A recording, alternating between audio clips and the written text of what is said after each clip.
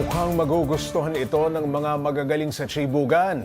Meron na raw kasing sport na ang skill na kailangan, kumain ng kumain. Para bigyan ng mukha ang balita, Mobile Journal Ivan Tarinque. Welcome sa mundo ng competitive eating, kung saan ang mga kasali kailangan kumain ng nakakalulang dami ng pagkain ng may time limit. Hindi ito joke time ha?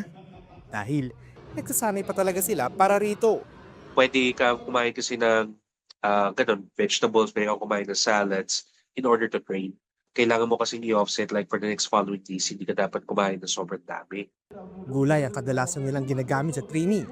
Pero syempre, gaya sa ibang larangan, may risk din ang sport na ito. Maaaring ito magdulot ng injuries gaya ng lockjaw at mabulunan ng isang competitor.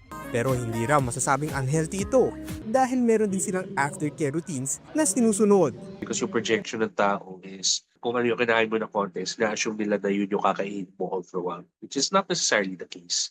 Aminado silang nababash din at nahihirapan sa training. Pero tiba-tiba naman daw sa cash prizes, freebies, maging sa mga international opportunities.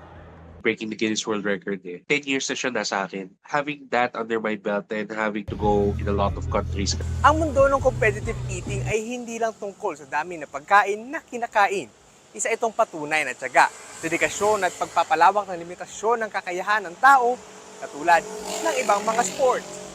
Mobile Journal, Ivan Tarinque po, hatid ang mukha ng balita.